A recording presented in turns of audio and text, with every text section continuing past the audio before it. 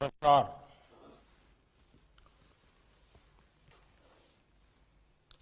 आपके सुझावों की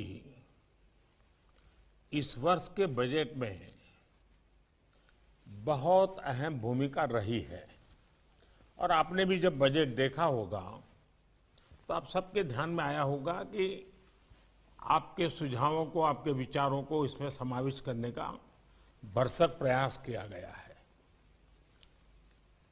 वो काम तो हो गया।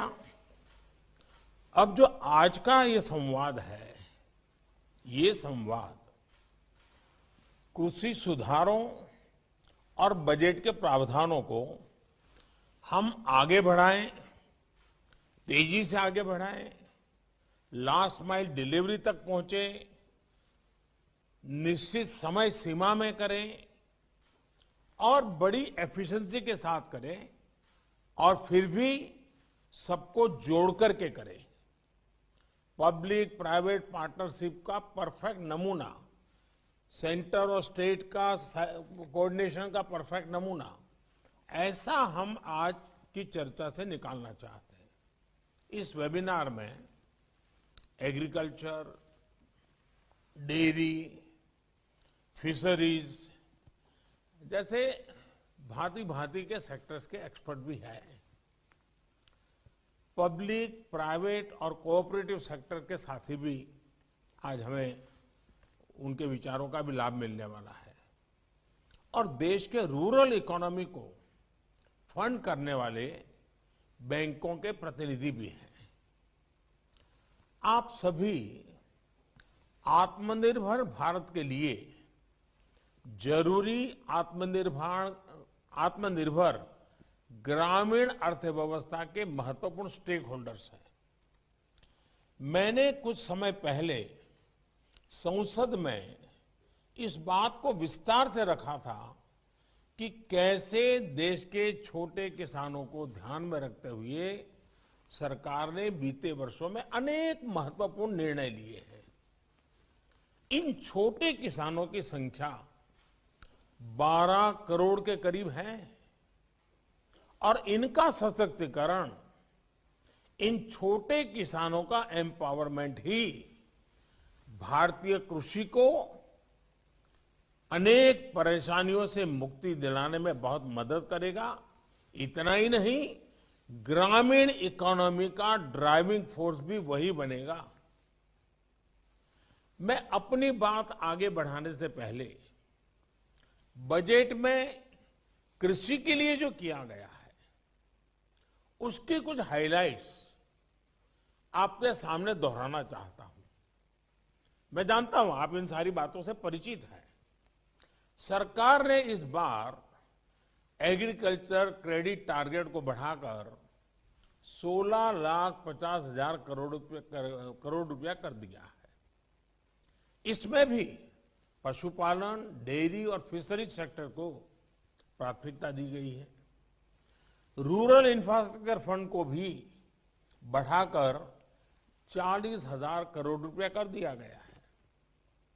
माइक्रो इरिगेशन फंड की भी राशि बढ़ाकर 2 गुना कर दी गई है। ऑपरेशन ग्रीन स्कीम का दायरा बढ़ाकर अब 22 पेरिसेबल प्रोडक्ट्स तक का उसको कर दिया गया है। देश की 1000 और मंडियों को ई नाम से जोड़ने का फैसला लिया गया है।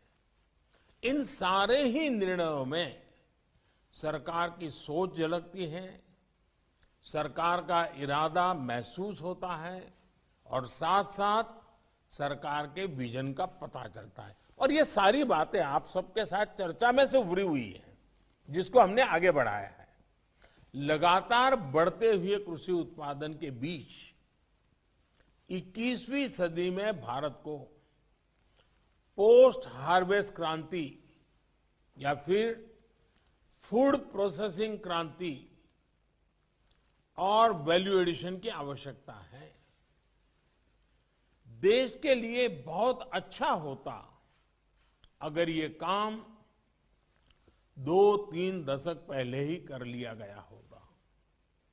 अब हमें जो समय बीत गया है उसकी भरपाई तो करनी ही करनी है आने वाले दिनों के लिए भी अपनी तैयारी और अपनी तेजी को बढ़ाना है।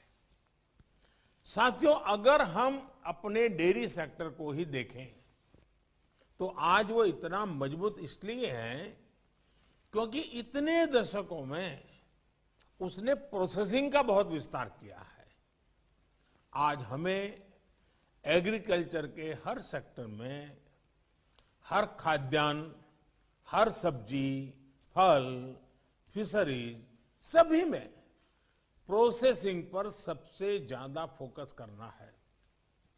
और प्रोसेसिंग की व्यवस्था उसे सुधारने के लिए जरूरी है किसानों को अपने गांव के पास ही स्टोरेज की आधुनिक सुविधा मिले, खेत से प्रोसेसिंग यूनिट तक पहुंचने की व्यवस्था सुधारनी ही होगी।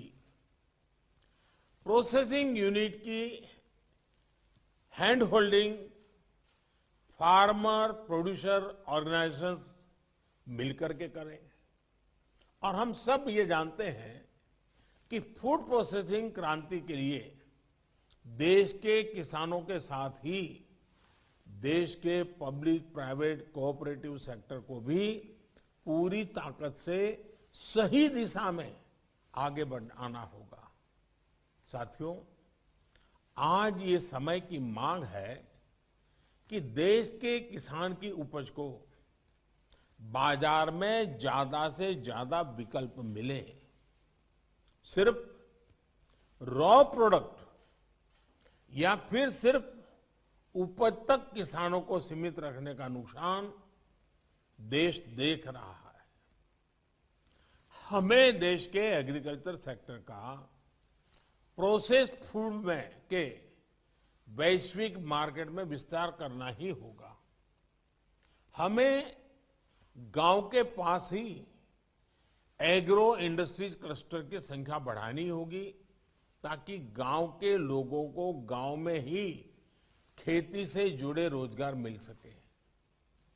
ऑर्गेनिक क्लस्टर्स, एक्सपोर्ट क्लस्टर्स, इसकी भी इसमें बहुत बड़ी भूमिका होगी। गांव से एग्रो बेस्ड प्रोडक्ट शहरों की तरफ जाएं और शहरों से दूसरे इंडस्ट्रियल प्रोडक्ट गांव पहुंचे, ऐसी स्थिति की तरफ हमें बढ़ना होगा। अभी भी लाखों माइक्रो फूड प्रोसेसिंग यूनिट्स देश में चल रही है, लेकिन उनका विस्तार करना, उनके सामर्थ्य को बढ़ाना, ये आज समय की मांग है, बहुत जरूरी है। वन डिस्ट्रिक्ट वन प्रोडक्ट, इस योजना कैसे हमारे उत्पादों को विश्व बाजार तक लेकर जाएं, इसके लिए हमें पूरी ताकत से जुटना होगा। साथियों, सिर्फ खेती ही नहीं, यहां तक कि फिशरीज सेक्टर में प्रोसेसिंग का भी एक बहुत बड़ा स्कोप हमारे यहां है। भले ही हम दुनिया के बड़े फिश प्रोड्यूसर हैं, एक्सपोर्टर में से एक है, लेकिन प्रोसेस्ड फूड के इंटरनेशनल मार्केट में हमारी उपस्थिति बहुत सीमित है। भारत की फिश ईस्ट एशिया से होते हुए प्रोसेस्ड फॉर्म में विदेशी मार्केट तक पहुंची है। ये स्थिति हमें बदलनी होगी। साथियों, इसके लिए जरूरी रिफॉर्म्स के अलावा करीब 11,000 करोड़ रुपए की प्रोडक्शन लिंक इंसेंटिव्स की योजना भी सरकार ने बनाई है, जिसका लाभ इंडस्ट्री उठा सकती है। Ready to eat, ready to cook, फल सब्जियां हो, सी फूड हो, मोजारेला चीज हो, ऐसे अनेक उत्पादों को प्रोत्साहित किया जा रहा है। कोविड के बाद देश और विदेश में ऐसे बेहतरीन प्रोडक्ट्स की डिमांड कितनी बढ़ गई है, ये आप मुझसे बेहतर जानते हैं। साथियों, ऑपरेशन ग्रीन्स योजना के तहत किसान रेल के लिए सभी फलों और सब्जियों के परिवहन पर 50% सब्सिडी दी जा रही है। किसान रेल भी आज देश के कोल्ड स्टोरेज नेटवर्क का सशक्त माध्यम बनी है।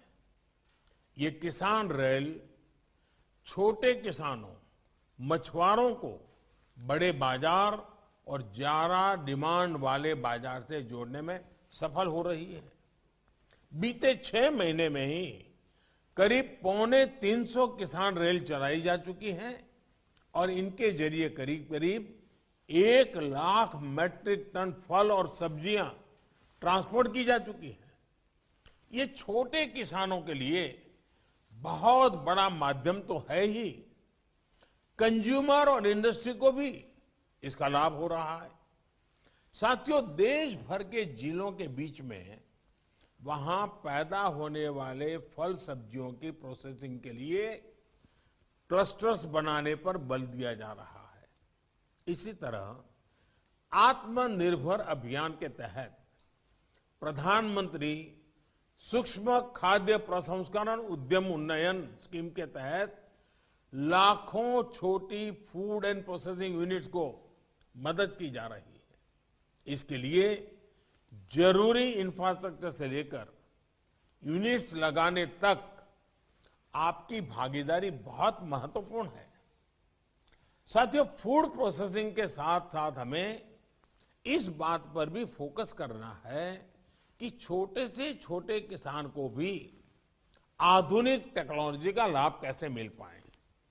देश के छोटे किसान ट्रैक्टर, पराली वाली मशीनें या फिर दूसरी मशीनें अफोर्ड नहीं कर सकते।